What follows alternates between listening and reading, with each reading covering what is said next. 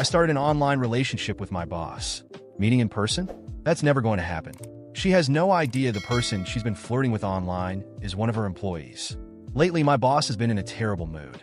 Everyone at the office has noticed, and the tension is palpable. Even the laziest employees have been behaving, barely daring to glance at their phones. She's been working like a machine, putting in overtime, and, of course, no one dares to leave before her. Because of that, we've all been staying at the office until 11 or 12 at night. I have massive dark circles under my eyes, and my skin has started acting up. But probably, I'm the only one in the company who knows the reason for her bad mood. It's because my boss just got dumped, and well, I'm the one who broke up with her. She just doesn't know it yet. It all started with my 2-year online relationship. We met on a forum. She had posted a message titled, "Why can't I find a partner?" Curious, I clicked on the post. Female, 5 feet 9 inches, 99 pounds, 25 years old. Graduate in management science and engineering from an Ivy League university. Currently a vice president at a Fortune 500 company with a 7-figure salary. I have a house, a car, and I'm beautiful. Still single. What am I doing wrong? The comments were merciless. Obviously an attention-seeking post. Next. Seriously, a 25-year-old VP? Either it's daddy's company or it's daddy's company. Oh, please, at least make your lies believable. Amused, I left a comment. Maybe it's your appearance. Why not post a picture? I didn't think much of it and left the site. A few hours later, she sent me a private message. "Hey, can I send you a picture?" Privately. I was confused but intrigued. "Sure," I replied, thinking it could be fun. A moment later, a picture popped up. I nearly spit my coffee on the screen. 5 feet 9 inches? Maybe in her dreams. She looked like she was barely 5 feet 3 inches. The photo was a poorly framed mirror selfie. Her face was partially obscured. She wore thick, black-rimmed glasses, and she looked like a walking advertisement for outdated fashion. But her features were undeniably stunning. The lips, the nose, the eyes, everything screamed hidden beauty. She just didn't know how to present herself. And, for some reason, she seemed strangely familiar. Thinking about how many gorgeous women out there are oblivious to their potential, I decided to help. Out of pure kindness, of course. I zoomed in and out on the picture a few times before writing a detailed reply. "You need to improve your style. Swap the glasses for something more subtle or try contacts. Don't take pictures from that angle. Tilt the phone slightly so the charging port points toward you. Change the skirt for something shorter, maybe black. And for the love of God, invest in better lighting." She responded with a simple, "Thank you so much." I didn't give it much thought and went about my life. The next day, she sent me a new task submission, following all my advice. And then she did it again and again, day after day. By the 5th day, I was already getting annoyed. That's when she asked if she could pay me for my consulting services and requested my personal contact details. I thought, why not? Money is money, and gave her my private account. A moment later, a familiar profile picture popped up with a friend request. It was my boss. I froze. My fingers slipped, and before I could stop myself, I accepted. Panic set in immediately. I adjusted my settings to chat only and prayed she wouldn't figure out who I was. A message appeared. "Thank you so much for all your advice. Here's a small token of appreciation." Then she sent me $5,000 with a note. Gift, no strings attached. I stared at the screen in silence. I double-checked her profile picture and the images she had sent me online. Yep, no doubt about it. My stunning online crush was in fact my boss. Well, crap, I thought, accepting the money. At least she doesn't know it's me. After that, I continued helping her improve her style. She learned quickly and soon exuded confidence. But just when I was gearing up to quietly exit her life, she caught me off guard. She confessed her feelings. It started with a long, emotional message. A love letter, so to speak. I skimmed through the fluff until I got to the last line. "I've wanted to tell you this for a long time. I like you." I froze. "Thanks," I replied after a long pause. "What?" she asked. "I appreciate it," I typed back. "No, I'm serious. I really like you and value your help." She was silent for a moment before sending another message. "Can I at least have a chance to win you over?" I didn't reply. That night, I couldn't sleep. The next morning, she started sending me good morning, good afternoon, and good night messages. She kept me updated about her day, as if we were already dating. Heading to work, just arrived at the office, about to start a meeting. Her persistence was, to say the least, unique. I replied disinterestedly here and there, but it only seemed to encourage her more. A month later, things took an unexpected turn. I was scrolling through social media, admiring pictures of models, when I accidentally shared one of them with Aurora instead of my friend. Wow, she's gorgeous. I'd licked the screen, I wrote, followed by a video. She replied almost instantly with a question mark. By the time I saw the message, it was too late to delete it. Sure, appreciating beauty is natural, but for some reason, I felt a pang of guilt. Then, out of nowhere, she sent a message. Is this your type? Attached was a video. It seemed freshly recorded at a gym. It wasn't the type of extremely muscular physique, but pale, smooth skin, with a defined V-line disappearing just below the workout shorts. Up top, well, let's say it was pink. The person in the video seemed a bit shy. By the end of the clip, her face was completely red with embarrassment. I was mesmerized. Got more? Send me another. I replied immediately. She hesitated, but eventually sent a few more videos, each more stunning than the last. I'll admit, I was completely captivated by her beauty. Who could have imagined that my boss, always so serious and composed, could be like this in private? How to describe it? It was strangely thrilling. Just as I was enjoying it all, another message popped up. If you agree to be my boyfriend, I'll send you videos like this every day. As many as you want. People spend their lives chasing money, power, fame, and beauty. The first two don't mean much to me, but the last one, that's my weakness. Well, I guess I could consider it, I replied. After all, it was just an online relationship, right?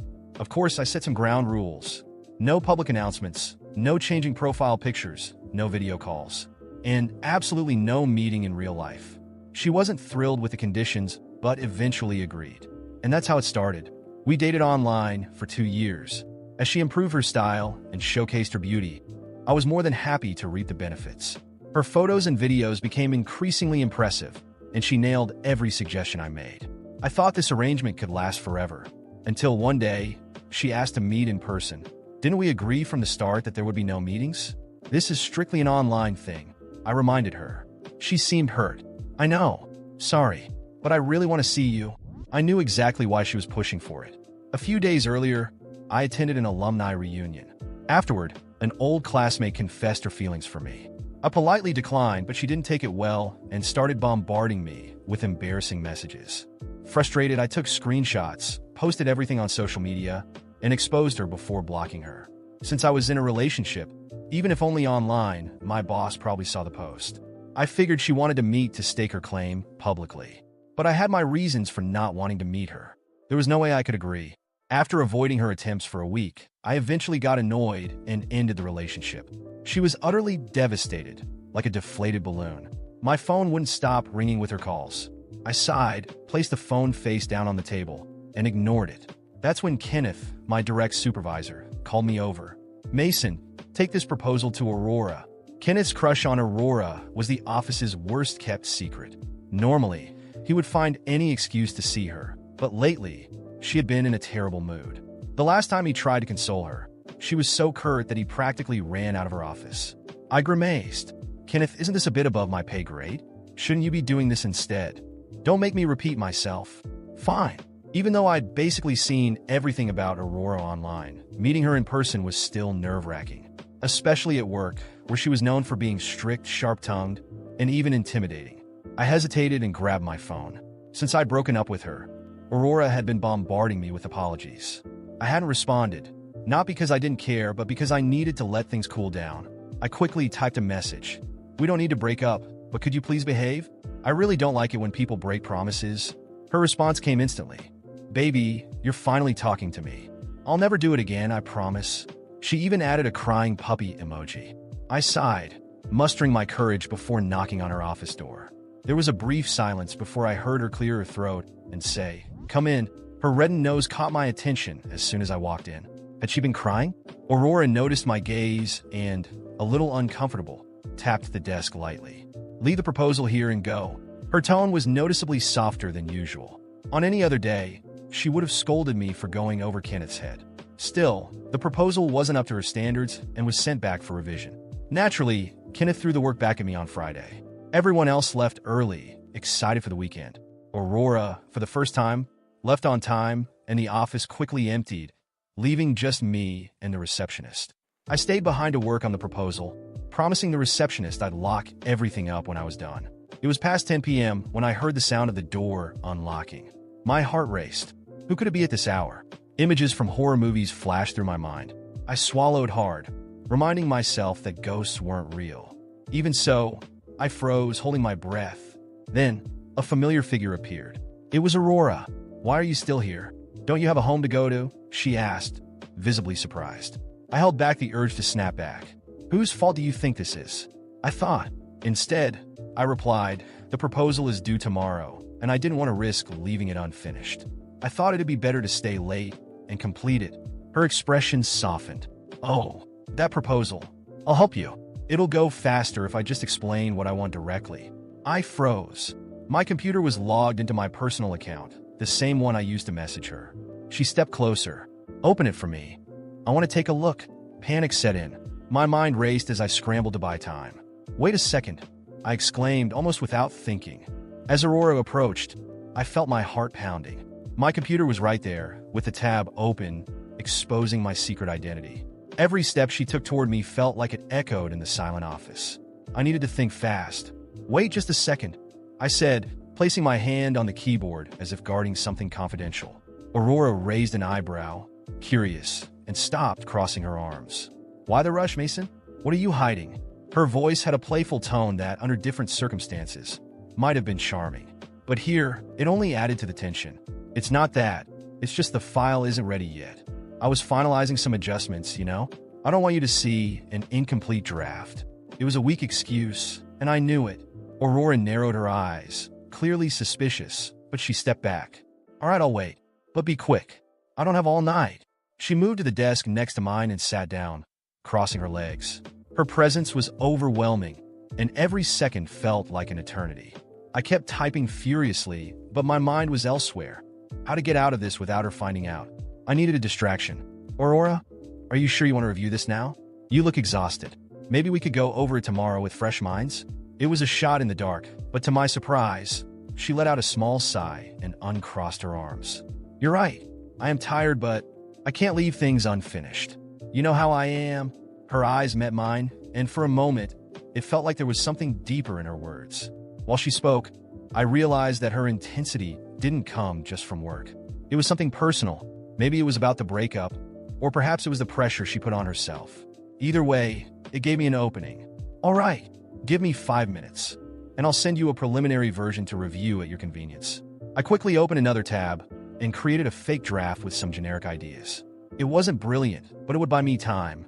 She nodded, but her expression was still strange, as if she wanted to say more. "Mason, can I ask you something?" Her voice was low, almost hesitant, which was rare for her.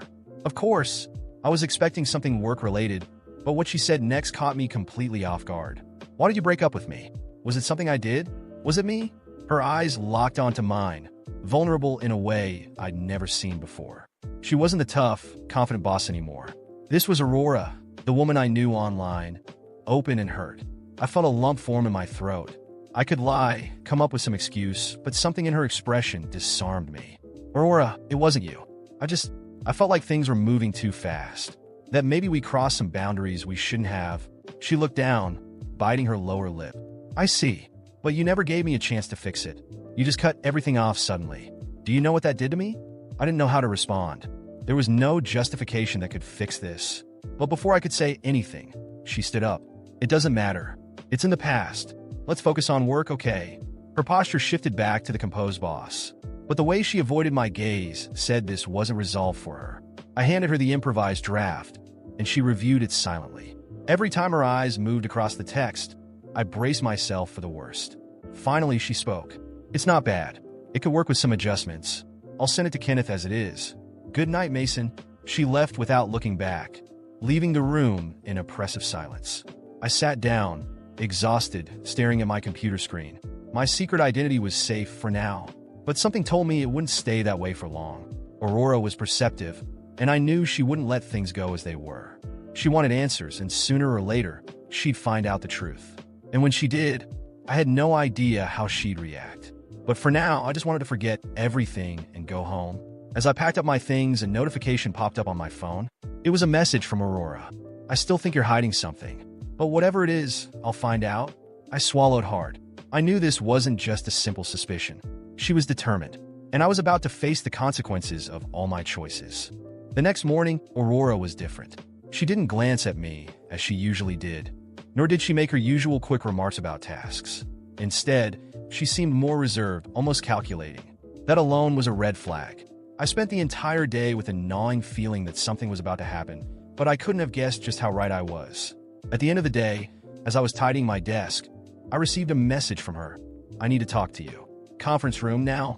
The cold tone of the text was unusual, especially after the emotional tone of our recent interactions. I took a deep breath, bracing myself for the worst. When I entered the room, Aurora was sitting at the head of the table, a laptop open in front of her. She didn't look at me immediately, continuing to type for a few more seconds before finally raising her eyes. Her expression was a mix of bewilderment and suspicion. She closed the laptop with a sharp click and crossed her arms. "So, Mason," she began, her voice cold as ice. "Care to explain this?" I froze. "Explain what?" She picked up her phone, opened a file, and slid it across the table toward me. It was a compilation of messages, images, and videos exchanged between us during our 2-year online relationship. My advice, my responses, the photos she had sent, it was all there. But what stunned me was the fact that she had screenshots of my profile, something I had never sent her directly. "How did you get this?" I asked, panic rising. Aurora tilted her head, her eyes locked onto mine. "I'm a vice president at a Fortune 500 company, Mason. Did you really think I couldn't connect the dots? You were sloppy. A detail here, another there, and voila." She made a gesture with her hands, as if solving a puzzle. "Listen, Aurora, I can explain," I began, but she cut me off with a wave of her hand. "Explain? Go ahead, try. Because from where I'm standing, this is sick." She stood up, pacing the room as she continued. "You knew who I was from the start. And instead of being honest, you stuck around, pulling strings, manipulating me, watching me up close while pretending to be someone else. That's not normal, Mason. That's obsession." "It wasn't like that." I protested. "I never meant to manipulate you. I got caught in a situation that spiraled out of control. I never planned any of this." "Oh, didn't you?" She laughed, but there was no humor in it. "Then why did you continue?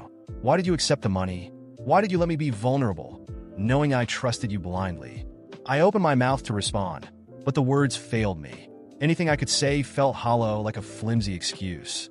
Aurora wasn't just my boss. She was an intelligent woman who now viewed everything I had done in the worst possible light. "You know what this makes me think?" She leaned slightly forward, her hands braced on the table between us. "That you have a problem, a serious problem. You built this relationship with me, knowing who I was, and never stopped to think about the impact it would have on me when the truth came out." "Aurora, I care about you," I said, my voice heavy with emotion. "I know I made mistakes, but I never wanted it to end like this. I just wanted to be close to you." "Be close to me?" She let out a bitter laugh. "You were close to me the entire time, Mason. At work, in the halls and meetings. And yet you decided to create a version of yourself to deceive me. That's not care. That's control." "I never wanted to control you," I said, trying to defend myself. "I fell for you before I even knew who you were in real life. When I found out, I was scared. Scared of losing you. Scared it would ruin everything. And it did, Mason." She sat back down, crossing her arms again. "I trusted you truly. But now, all I see is a man who crossed every boundary. Someone who turned what could have been something real into a twisted game of lies." I felt a lump in my throat. She had every right to be angry. I had made terrible choices, driven by fear and indecision. "So, that's it?" I asked, my voice barely audible. "It's over." Aurora stared at me for a long moment, her eyes scrutinizing every inch of my face. "I don't know, Mason," she said finally, her voice softer but still firm. "What I do know is that, right now, I need distance. I need to think about whether I can ever trust you again, or if everything you represent is just a reminder of how I was deceived." She stood up, picking up her laptop and heading toward the door. Before leaving, she paused and glanced over her shoulder. "One last thing, Mason. I truly hope you understand the impact of your choices. Because right now, I don't know who you really are." When the door closed behind her, the silence in the room was deafening. I sat there, alone, staring at the empty space and reflecting on everything. There was no undoing what I had done, but perhaps there was still a chance to learn from it. Aurora was right. My choices had led us to this point. And now, if I wanted to earn her trust again, it wouldn't be through words but actions. Or perhaps I simply had to accept that this was the end.